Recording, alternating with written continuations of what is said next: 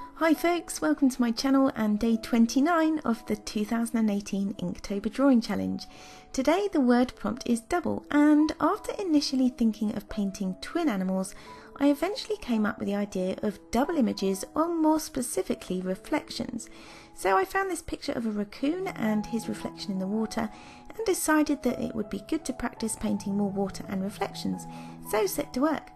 For this painting today I'm using my Dr. P.H. Martin's coloured inks, and I'm also using my Derwent water brushes.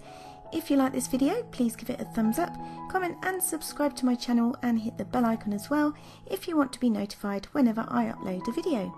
I must just say another huge thank you to everyone out there who is supporting me with your likes, subscribes and comments. It really does help keep me motivated throughout this Inktober challenge, and there's only 2 more days to go. So for today's painting I started out by marking out the raccoon's eyes, just using a Copic multiliner, since the eyes were pretty small again today, owing to the fact that I had to fit the reflection onto my 10x8 piece of paper as well as the raccoon himself. After this I went straight in with my number 1 Derwent water brush and some black ink for the black patches over the raccoon's eyes. I did dilute the ink slightly to begin with, so I added a bit of water to the neat ink in my palette before dipping the water brush in and loading up with ink. So you may be wondering, why bother using a water brush?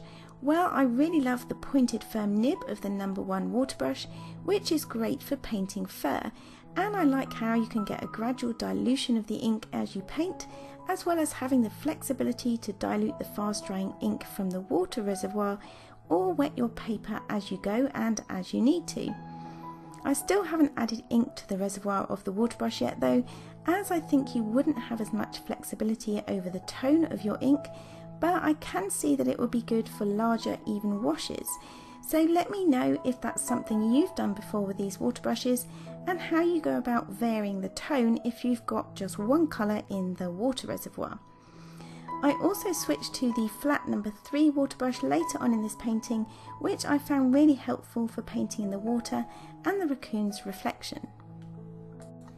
So talking about reflections, and I know I have done a few paintings so far this month with water and reflections in them, but this was one area I particularly wanted to improve upon during Inktober. But I definitely feel a bit more confident about tackling this type of painting now, and I do really like the look of paintings with reflections in them. I think it will be nice once Inktober's finished to have another practice where time isn't so much of an issue and I can really take more time and care over my work. I do think Inktober is a good challenge in a lot of ways, but sometimes in order to get a piece finished I felt a bit like I've had to cut corners or rush. But there's pros and cons to any daily challenge like this, and that's something I may do a video on once it's all over.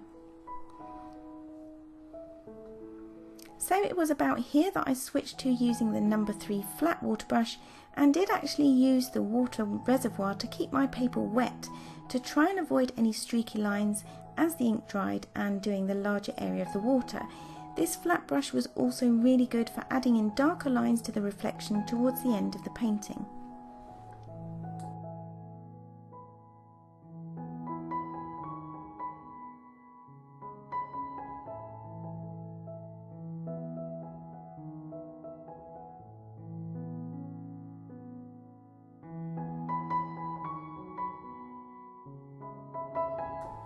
Now for the area behind the raccoon, I wasn't really sure what to do.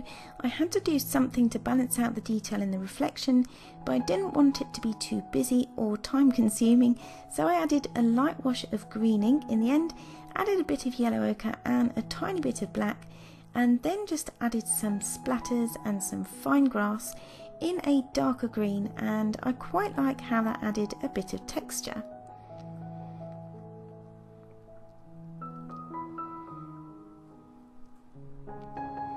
I did have to go in quite a few times, as I've come to expect to with ink, and do layers to kind of build up the depth of colour that I need to. And despite knowing this and trying to go in darker each time, it still seems to dry lighter than I want it to, so I'm still battling with that one, but it's something that I think even when I'd finished this painting today, I still thought that it needed to be darker, particularly on the bottom area of the reflection nearest the bottom of the page.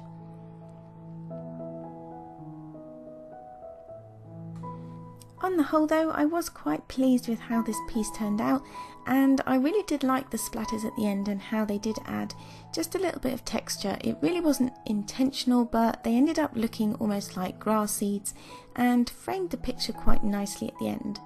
As I said, the one thing I would change is the darkness of the reflection, and I think that could have had a little bit more detail in it as well, but nonetheless it was not bad, and that's always something that I can look to fix or improve upon should I want to at a later date. But sometimes it's good to give your eyes a rest and come back to the painting after you've had a break and you haven't been looking at it for a little while, so that's something that I might do.